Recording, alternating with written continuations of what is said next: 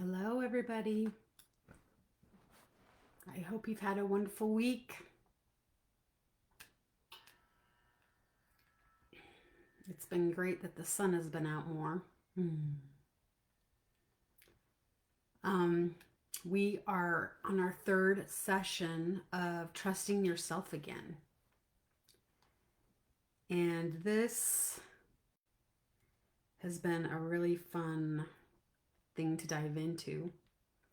I do have the other videos here in our Facebook group. So you can watch them there. And in the first session, we talked about why we stopped trusting ourselves. And then the second, we talked about how our body communicates with us.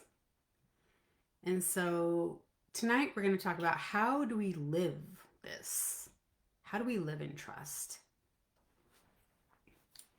And it's one thing to hear your inner voice, but it's another thing to actually follow it. And we did talk about what it's like when you ignore that voice. So it's interesting how that builds distrust by ignoring it. But what is it like to actually follow it? And we know what we need to be doing, but we're not doing it. That's one way. Or actually feeling the nudge and not doing it and ignoring it. Or choosing what we're familiar with because it's comfortable instead of what's aligned. And I think that one's probably the biggest, is fear of doing something different and not knowing what the outcome is. And so it can really prevent us from having that trust. Have you ever known what the right decision was but didn't follow it? Has that ever happened to you? Yeah. Most women don't struggle with awareness. We can have an awareness of what we need to do, but we struggle with trusting ourselves enough to act upon it. So some of the gaps can be the fear of disappointing others, the fear of making the wrong choice, especially if it's something that we've never done before, the fear of change. One of the things that really got in my way was, is this change gonna create more work for me? I had a lot of fear around that because I knew what I was currently doing and what that required. So I had a lot of fear if something new was going to make me have to work harder. The fear of being judged. That can be really tricky. Absolutely. From family, from a culture, from a workplace. And then also this little sneaky guy of old patterns of people pleasing. People pleasing can be a big barrier to trusting yourself. So, following your inner voice often requires you to choose yourself. And it can really be uncomfortable at first, especially if you have little experience in choosing yourself. But remember that discomfort doesn't mean you're doing it wrong. It usually means you're doing something new. And I love viewing it as a science experiment. Like, I wonder what's going to happen if I do this. Or I wonder what will happen if I do that. And then if you don't like what the outcome is, you adjust it. That has been really a really easy way for me to make changes in my life. So, what alignment actually feels like is not perfection. It is not perfect. It is not easy all the time, but it is free of fear. When you're in alignment, you don't have fear. Alignment feels grounded, which can mean centered, sturdy, stable. It also feels very clear, even if you're not certain. It can be just this clear path.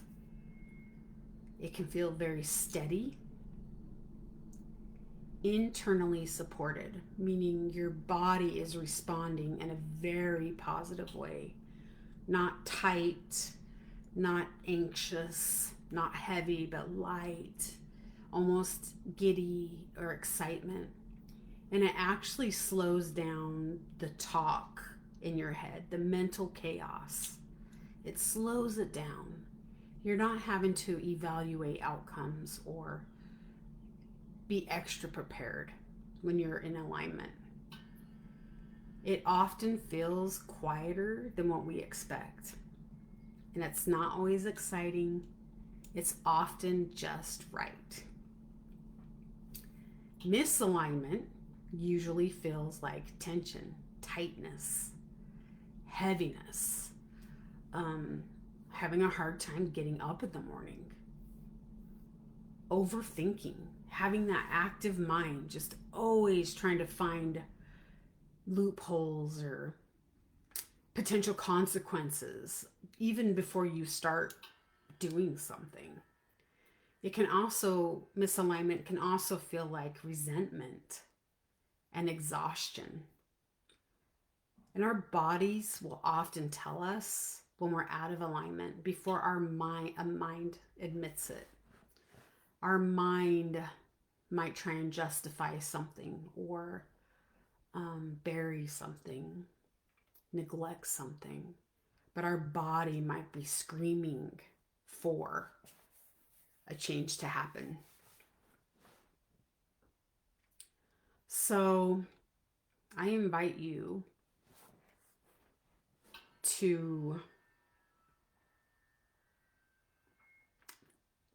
think about what does your body feel like right now? Does it feel expansive or contracting?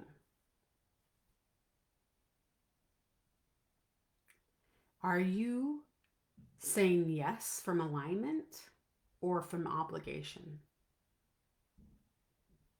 And that 3-step process is very easy when you're making a decision. What does my body feel like right now? Does it feel expansive or contracting? And am I saying yes from alignment or obligation? Those 3 questions can help guide you in the decision for you to make. And not every aligned decision feels easy, but it will feel honest. Sometimes the hardest things are saying no or going in a different direction or not riding home with somebody. And it can feel very challenging, but you know that's your truth. You know that's what you should do. You need to act on that. That's yourself giving you the answers and creating that trust. Saying no to something, even when it disappoints someone, it can be one of the hardest things that we do. It really can. Attending an event and deciding to leave early, that can be hard too.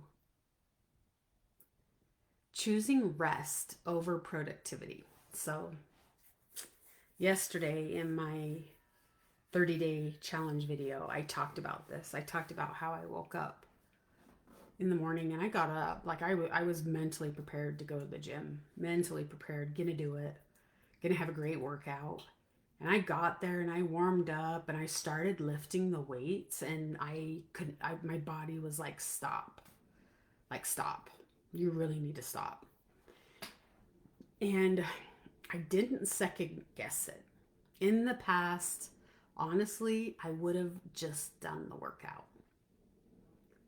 But my body was talking to me and I listened. I listened and I went home and I did a meditation instead, and I wasn't beating myself up or running all these fear, now I'm not going to work out ever again, or you know, you fail at everything you try. Like I wasn't running any of those programs in my head. It was just, wow, I listened to my body and I made some tea and really really rested. And that's a big deal for me. That's something that, like I said, in the past I would have chose differently. But I'm really proud of that. And I want to normalize that, to give yourself permission when your body is talking to you that you listen. Another way from alignment or obligation is speaking up. You know what? It's really, it can be hard actually to stay quiet sometimes. And sometimes, if our conditioning has been to be quiet, that your voice doesn't matter, speaking up can be really challenging. Have you ever been at an event or in a class and you just had this excitement come up, like, oh, I should say this, oh, I should say this? Trust that. Trust it. If it's really coming from alignment, trust that and speak up. And then changing direction. Just because you make a decision today, it doesn't mean that you need to stay on that path. You can absolutely change. And it doesn't mean it's a waste of time. It doesn't mean that you didn't learn something. But changing a direction is very powerful, and staying in your alignment. So I invite you in this moment right now to think about something in your life that you are unsure about. Just give yourself a few seconds and think about that.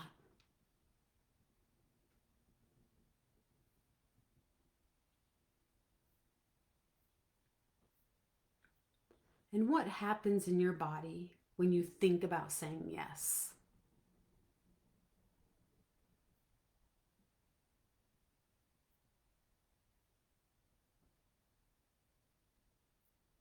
And what happens in your body when you think about saying no?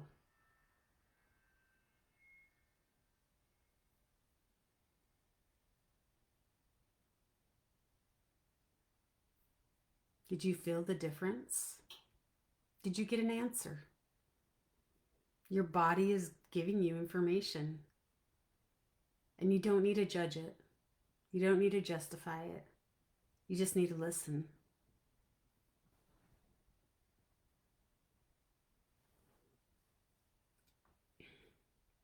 Self trust isn't just internal, it shows up how you live. As a nurse, I've had a lot of extensive training on assessing humans, assessing them physically, emotionally, mentally, assessing their vital signs, a lot of assessing. And it is interesting when you're able to really hone in on those skills, what you're able to assess in a human just by them coming in, just coming into your office or your environment. You can assess and you can tell how they're living. You can tell by the words they say if they trust themselves or not. And I don't say this out of judgment. I say this out of compassion, where, I will react differently if I know someone doesn't trust themselves, and respond in a way of more supportive and more ensuring to encourage that trust. It's really interesting how we do show up in this world based on how we feel about ourselves. And it's important to have boundaries, and we talk a lot about boundaries, and And I think that's important because boundaries can be very scary when you first learn about them. But setting boundaries is honoring your energy and protecting it. It's also honoring your time and honoring your capacity. And if we don't do that for ourselves, self trust breaks down again. It is so important. And not it's important to not have a boundary to punish somebody, or I don't like how you said that to me, so I'm not going to talk to you ever again. It's important to have our own boundaries on ourselves and what our body needs. So every time you ignore your own needs, you weaken self-trust. And every time you honor your needs, you strengthen it. Simple boundaries are, I can't do that right now.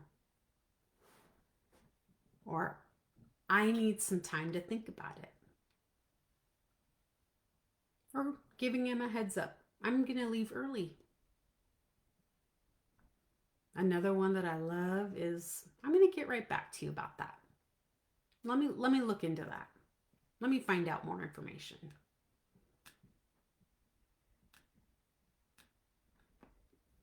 So I've got some journaling questions. I hope you guys are trying these journaling opportunities, and I'll put them in the chat. But the first one is, where in your life are you not listening to yourself?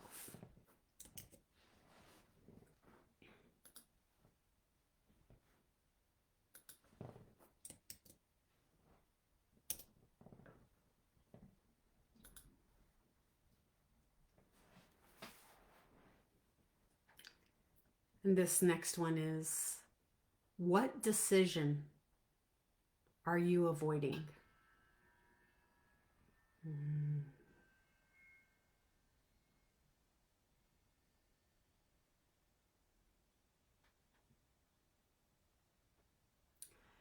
What would it look like to trust yourself here?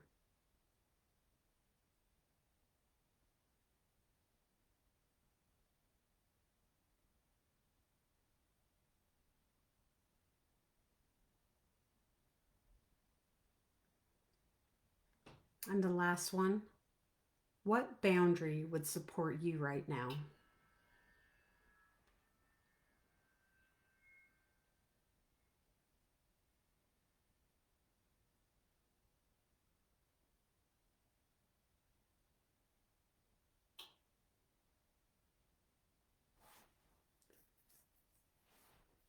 So I just want to take a minute and just reflect on this series about trusting yourself. And it isn't about a drastic change in your life, becoming something new, changing jobs, changing partners, changing something drastic.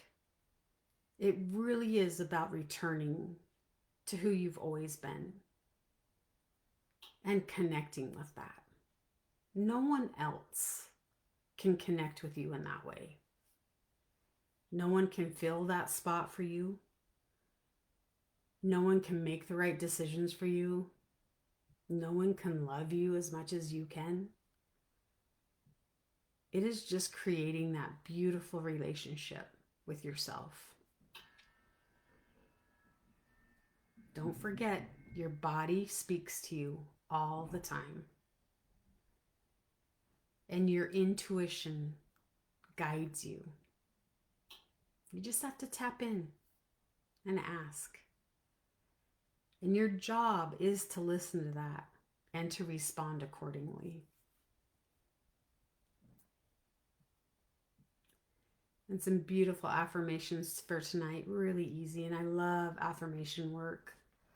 I love writing them down on a post-it note and putting them somewhere that I can see every day so I don't forget. Your bathroom mirror, or in your bedroom, in your car. And one of them is, I trust myself. I honor my needs.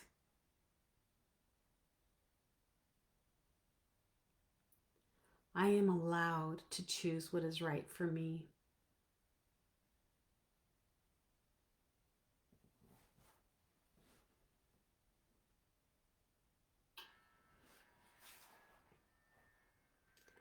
So I invite you to think about what is one small way that you can trust yourself this week. And write that down.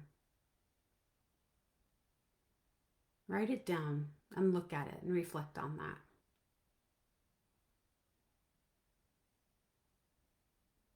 And I just want to thank you for being here. I know it's a big deal to take time away from your busy lives, but this work is very important, and it will help you live in a more aligned life.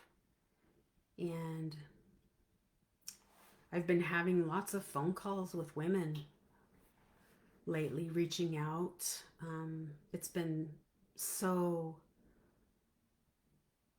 just so magical to have these beautiful conversations and to lift each other up. And if you're in the dark or hiding, don't stay hidden for long. Come out. Come out and play. And let's go down this path together.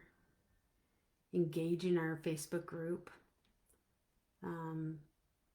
This Facebook group is free. It's great tool right there at your fingertips. And let's really focus on these next few series on things that matter most to you or biggest challenges in your life. It can be very empowering to tackle them together. So if you do have a challenge that you'd like to work on or like to discover or investigate, please put it in the chat or message me privately. And you can stay anonymous, but it's great work. It's really, really great work to do it, and you're worth it. You deserve it. No one else is going to do this work for you. So that's your homework this week. One small way you can trust yourself this week? And how can I support you? What do you need? And you can message me about that. So I hope you all have a beautiful rest of your week. And I look forward to seeing you next week. Have a good one, ladies.